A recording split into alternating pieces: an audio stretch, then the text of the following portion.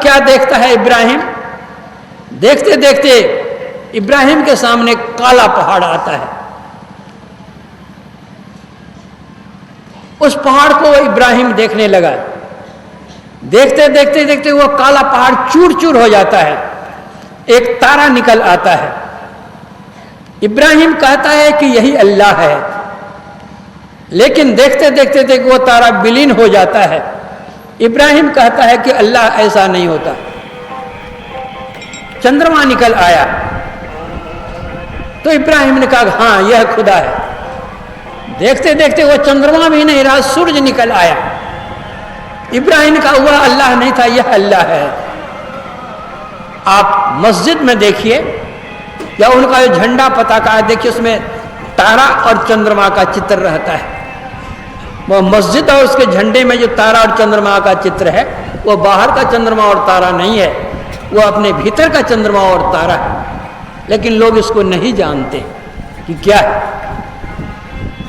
जब तक सच्चे सदगुरु नहीं मिलेंगे, सच्ची सीख नहीं मिलेगी, सत साधना नहीं करेंगे, इसका साक्षात्कार नहीं हो। आप कहेंगे तो रोज हम तारा देखते हैं, रोज हम सूरज देखते हैं, रोज हम चंद्रमा देखते हैं, तो भीतर में देखेंगे तो क्या होगा और बाहर में देखने से तो देखते ही है। तो बाहर और भीतर में बहुत अंतर है।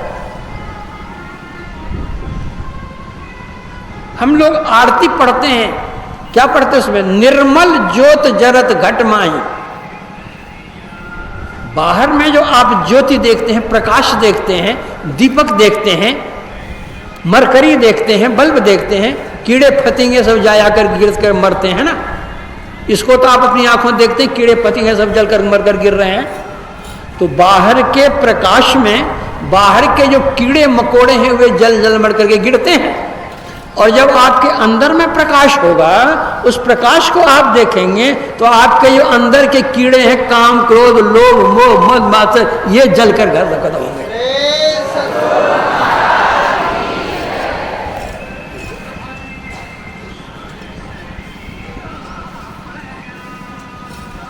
उपनिषद में लिखा है, मैत्रेय उपनिषद में, हृदयाकाशे चिदादित्य सदा भासति भासति नास्तिमेति न चोदेति कथम संध्याम उपासमय। एक ब्राह्मण देवता थे, वे अन्य ब्राह्मणों की तरह पूजा पाठ नहीं करते थे, वो बैठ करके ध्यान ही करते थे। तो उनकी पत्नी जब जाती थी अड़ोसिन पड़ोसिन से भेंट करने, सखी सहेली से, तो उसके साथ अड़ोसिन पड़ोसिन कहती तुम्हारा पति ब्राह्मण नहीं, वो तो शूद्र है। हम लोगों के पति देखो समय पर पूजा पाठ गायत्री जप तप पूजा अक्षत ये सब करते हैं, तुम्हारे पति तो कुछ करते नहीं, चुपचाप बैठे रहते हैं। तो वो आकर अपने पति से कहती कि पड़ोसिन हमारी सखी सहेली इस तरह कहती हैं, आप कुछ करते नहीं हैं, अभी पूजा पाठ कुछ कीजिए। तो मुस्कुरा देते बेचारे, कुछ बोलते नहीं। लेकिन बारंबार बारंबार कई बार जो उनकी पत्नी ने कहा, तो उसने कहा देवी तू नहीं जानती है मैं क्या करता हूं। अरे संध्या किसको कहते हैं? संधि शब्द से संध्या शब्द बना है। वैदिक धर्म में त्रिकाल संध्या है। इस्लाम धर्म में पंचवक्ती नमाज अदा करते हैं वे लोग। तो त्रिकाल संध्या क्या है? संधि से संध्या, रात का अंत होता है और दिन का आरंभ होता है, वह संधि काल एक संध्या है। दिन का अंत होता है, रात का आरंभ होता है, वह एक दूसरी संध्या है। पूर्वाह्न का अंत होता है और अपराह्न का आरंभ होता है, यह एक संध्या है। ये तीन संध्या है। हमारे गुरुदेव कहते हैं गंग जमुन सरस्वती संगम पर संध्या करो नित भाई, नित्य संध्या करो। तो हम ध्यान में बैठते हैं तो सूर्य उगा ही रहता है, न कभी डूबता है न कभी उगता है, बराबर रहता है। तो हम क्या संध्या करेंगे? संत पलटू दास जी महाराज ने कहा, उस देश की बात मैं कहता हूं, आसमान के बीच सुलाख है जी, बादशाह उसी बीच बैठा है, सूझ पड़े बिन आंख है जी, सुर्ख तो उसका चेहरा है, आफताब तसद्दुक लाख है जी, पलटू हु आवाज आवे, वहां मेरा दिल मुस्ताक है जी। ये पलटूदास जी महाराज कहते हैं कि आसमान के बीच सुलाख है, छेद है, उससे देखो वह जो सूर्य है वह कैसा सूर्य है, आफताब तसद्दुक लाख है जी। एक सूर्य का प्रकाश जितना तुम देखते हो, उस सूर्य का प्रकाश जो लाखों सूर्य के समान प्रकाशमान वह सूर्य है। हम लोग रोज आरती पढ़ते हैं, कोटि भान छवि तेज उजाली, करोड़ों सूर्य के समान वह प्रकाश है। हमारे गुरुदेव इस संबंध में क्या कहते हैं, जा सम्मुख या सूर्य अमित अंधार है, ऐसो सूर्य महान चंद हद पार है। अंतर में जो प्रकाशमय सूर्य है, उस सूर्य के सामने ही बाहर सूर्य है अंधकार है, कुछ भी इसका प्रकाश नहीं है। अपने अंदर का सूर्य उतना प्रकाश होता है। इससे क्या है, विकार मरते हैं, मन पवित्र होता है। बादशाह सिकंदर थे, उनके अस्तबल में एक घोड़ा बंधा हुआ था, बहुत मजबूत घोड़ा, तगड़ा। उस घोड़े पर कोई नहीं चढ़ता था। सिकंदर एक दिन निकला, देखा अस्तबल में घोड़ा बड़ा मजबूत सुंदर बंधा हुआ है। जो साइस था उससे पूछा कि इस घोड़े पर कौन चढ़ता है। साइस ने कहा इस घोड़े पर कोई नहीं चढ़ता है। कहा क्यों नहीं चढ़ता है। कहा जो कोई चढ़ता है उछाल देता है और गिर जाता है, किसी की हड्डी टूटती है, किसी कपाड़ फूटता है, किसी कुछ हो जाता है, इसलिए कोई इस घोड़े पर चढ़ते नहीं है। सिकंदर ने उस घोड़े को अच्छी तरह देखा भाला, समझा बुझा और कहा कल सूर्योदय के समय इस घोड़े को कसकर मेरे सामने लाना। सूर्योदय हुआ, घोड़ा कस करके सामने लाया सिकंदर के। सिकंदर परख गया घोड़े की गति को। सिकंदर अपनी छाया को देख, घोड़ा अपनी छाया को देख करके भड़कता था। तो सूर्योदय जैसे हुआ, घोड़े को पूरब मुंह कर दिया, छाया उसकी पश्चिम चली गई, घोड़ा अब छाया नहीं देख रहा है। दौड़ाते दौड़ाते पूरब खूब दूर तक ले गया। चलते चलते चलते घोड़ा थक गया, बेचारा पसीना पसीना हो गया। कभी चला तो था नहीं, दौड़ा था नहीं, दौड़ाया खूब सिकंदर ने, थक गया। वहां घोड़े को बांध दिया, उसको भी खाने के लिए दिया, अपने भी खाया पिया, आराम किया। जब सूर्य पश्चिम की ओर हुआ तो फिर घोड़े को मुड़ाया, फिर उसकी छाया चली गई पश्चिम की ओर से पूरब की ओर। पश्चिम में घोड़ा दौड़ा, छाया दिखती नहीं है, घोड़ा शांत हो गया। मतलब कहने का क्या हुआ, सिकंदर का जो घोड़ा था वह छाया देख करके भड़कता था, लेकिन सूर्य की ओर उसका रुख कर देने से समाप्त हो गया, अब नहीं भड़कता है। उसी तरह हम लोगों का मनरूपी जो घोड़ा है, जो विषयों में दौड़ता है, माया की ओर जो दौड़ता है, इसको भी सूर्य का मुंह अगर कर दें तो यह भी भड़कन इसकी समाप्त हो जाएगी।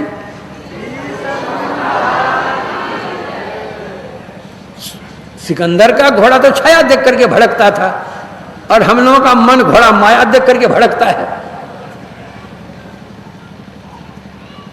इसलिए अपने अंदर के सूर्य की चर्चा रामचरितमानस के उत्तरकांड में आया है। उसके सभी विकार दूर हो जाते हैं, तीनों लोक उसको सूझने लगता है, बैठता है कहीं और देखता है कहीं। वह तो इस तरह स्थूल आवरण को पार कर वो सूक्ष्म में प्रवेश करता है और सूक्ष्म में प्रकाश के साथ नादानुभूति भी होती है। जिस तरह कोई मंडप सजा हुआ हो विविध प्रकार के फूलों, प्रकाशों, विविध रंगों से, जो बाहर के देखने वाले देखने के लिए जाते हैं, मंडप की सजावट को वे देखते हैं। उसी मंडप पर जब नृत्य गान होने लग जाता है तब जो वहाँ का दृश्य है वह गौण पड़ जाता है और नृत्य गान में उसका मन लग जाता है। उसी तरह साधक जो अपने अंदर में प्रवेश करते हैं, पहले तो विविध प्रकार के प्रकाशों को देख करके उसमें मुग्ध हो जाते हैं, लेकिन वहाँ जब ध्वनि होने लगती है, पांचों नौबत बाजती हो 36 राग। अरे आदमी जो बजाता है आदमी जो गाता है उसी को सुनकर तुम्हारा मन लुभ जाता है, सुनने में मन उसी लग जाता है। जो आदमी का बनाया हुआ बाजा है और जो आदमी का गला है, उस गले की आवाज और बाजे गाजे की आवाज सुनकर के हम मुग्ध हो जाते हैं। लेकिन जो भगवान का स्वयं बनाया हुआ बाजा है और भगवान के गले की आवाज है, वह कैसी आवाज होगी? तब हमारा मन कैसा लगेगा? तो यह प्रकाश गौण पड़ जाता है, शब्द की प्रमुखता होती है। और वहां शब्द भी पहले विविध प्रकार के होते हैं। हमारे गुरुदेव कहते हैं, बजती हैं 5 नौबतें, सुनी एक एक को, प्रति एक पे चढ़ जाए के निज ना खोजना। 5 नौबतें बजती हैं अपने अंदर में। स्थूल सूक्ष्म की संधि है, सूक्ष्म कारण की संधि है, कारण महाकारण की संधि है, महाकारण से केवल की संधि है, केवल परमात्मा की संधि है। ये 5 नौबतें। स्थूल से हम सूक्ष्म में प्रवेश करते हैं, वहां जो नाद हम पकड़ते हैं, स्थूल जगत पार हो जाता है। स्थूल शरीर पार करने का मतलब स्थूल से सूक्ष्म में चले गए, स्थूल जगत पार हो गया, स्थूल शरीर पार हो गया। प्रकाश में चले गए, सूक्ष्म शरीर पार कर गए, सूक्ष्म संसार पार गए। कारण शब्द को पकड़ते हुए चलते हैं, वह कारण संसार को पार करते हैं अनहद ध्वनियों को सुनते हुए। फिर ये कारण शरीर जो हमारा, उसको पार करते हैं। फिर जब सार शोध पढ़ते हैं, जो जड़ात्मक आवरण हैं वे सारे आवरण झड़ जाते हैं। चैतन्य अवस्था में अपने स्वरूप का ज्ञान हो जाता है, वो केवल अवस्था में पहुंच जाते हैं। हम अपने स्वरूप का ज्ञान होता है, फिर परमात्मा के स्वरूप का ज्ञान होता है। जब तक अपने स्वरूप का ज्ञान नहीं होगा, परमात्मा के स्वरूप का ज्ञान नहीं होगा। जानते हैं कि हम हैं, लेकिन हम कौन है इसका ज्ञान प्रत्यक्ष नहीं होता।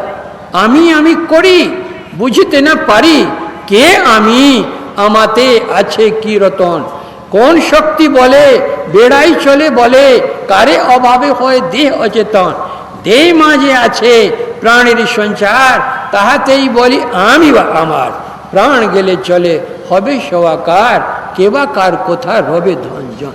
जब जड़ावरण पार कर जाते हैं, चैतन्य अवस्था में अवस्थित हो जाते हैं, अपने स्वरूप को जानते हैं, फिर परमात्मा के स्वरूप को जानते हैं। इस प्रकार जड़ आवरण झड़ जाते हैं। चैतन्य भी एक आवरण है। हमारे गुरुदेव कहा करते थे, जिस तरह कांच की अलमारी हो, उसमें कुछ रखो तो बाहर से ही वह चीज दिखती है, लेकिन उसको पकड़ तो नहीं सकते हो क्योंकि शीशा लगा हुआ है। और वह शीशा भी अगर हट जाए तो पकड़ लो। उसी तरह तुम्हारे और परमात्मा के बीच कैवल्य का एक आवरण है। उस प्रणव ध्वनि की साधना, ओम ध्वनि की साधना, गायत्री ध्वनि की साधना, स्फोट ध्वनि की साधना, उद्गीत ध्वनि की साधना जो कोई करते हैं, करते करते वह आवरण भी हट जाता है, या जीव और पीव मिल करके एक हो जाता है। वह तुम वही में ही, प्रश्न पुनः रहते नहीं। जिस तरह नदी जाकर समुद्र में मिल जाती है, फिर उसकी संज्ञा नदी की नहीं रहती है, वह समुद्र ही हो जाती है। उसी तरह जो जीव जाकर परमात्मा से मिल जाता है, वह जीव की संज्ञा नहीं रह करके वो परमात्मा ही हो जाता है। यथा नद्य संदमाना समुद्रे अस्तंग गच्छन्ति नाम रूपे विहाय, तथा विद्वान नाम रूपादि मुक्त परात्परं पुरुष मुपैति दिव्यम। जिस तरह निरंतर बहती हुई नदियां अपने नाम रूप को त्याग कर समुद्र में अस्त हो जाती हैं, उसी तरह यह जीव नाम रूप की साधना करते हुए नाम रूप से परे जाकर के अनामी अरूपी परम पुरुष परमात्मा से जा मिल करके एक हो जाते हैं। इस प्रकार फिर उसका इस संसार में आना नहीं होता। जिस तरह से जो नदी का जल समुद्र में जाकर मिल गया, वह जल फिर समुद्र में से निकल करके नदी में नहीं आता, उसी तरह जो जीव जाकर परमात्मा से जाकर के मिल जाता है, फिर लौट करके संसार में नहीं आता है। जब संसार में नहीं आता तो जन्म मरण का दुख किसको होगा? दैहिक दैविक भौतिक से जो संताप से जो संतप्त होते हैं, वह किसको होगा? जो दुख सुख कल जो सुनाया है कि सबको दुख होता है, जब शरीर में आएंगे नहीं, दुख किसको होगा? वह परमानंद को जाकर के प्राप्त कर लेगा। आनंदे आनंद बाड़े प्रतिक्षण, दशेन्द्रिय থাকে শূন্যতে বন্ধন, রিপু চয় পরাজয় সকলই আনন্দময়, অনুভব মাত্র রয় আর সব পায় লয়, যেমনে जीवने जीवन থাকে না। इतना कह करके प्रवचन में विराम देता हूँ।